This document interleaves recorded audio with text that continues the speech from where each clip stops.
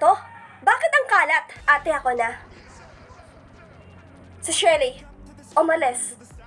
Pero maya-maya, andito na yon. Pinapayagan mong umaalis si Shelly ng ganitong oras?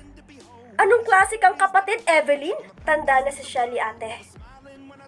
Alam niya na yung ginagawa niya. Second year college pa lang si Shelly, Evelyn. Sana alam mo yun, ha? Graduating na si Shelly. Sana alam mo yun. Ha? Akala ko, syempre, sa tagal ba namang wala ka dito? Kaya wala kang alam.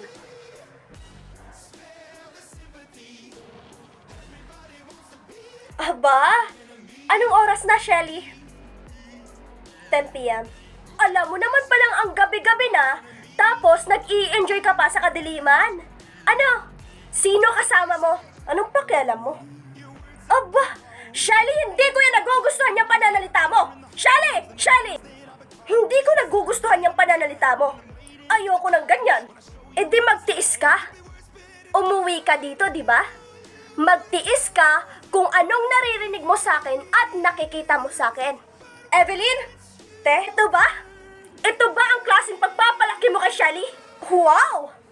Excuse me lang, ha? Wag na wag mong kino-question yung pag-aaruga at pagpapalaki sa akin na Ate Evelyn. Dahil wala kang alam. Ano pa bang gusto mo?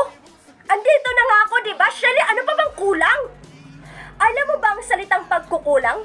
Nagtatrabaho ako para sa inyo, kaya wala akong pagkukulang. Naririnig mo ba yung sarili mo? Hindi ibig sabihin na kapag trabaho ka ng ibang bansa, hindi ibig sabihin sa'yo na umaasa lahat. Hindi ako madamot, nagbibigay ako. E di salamat kung meron man. Dahil ang pagkakaalam ko, ako yung nagpapaaral sa sarili ko, hindi ikaw at hindi si Ate Evelyn. Evelyn.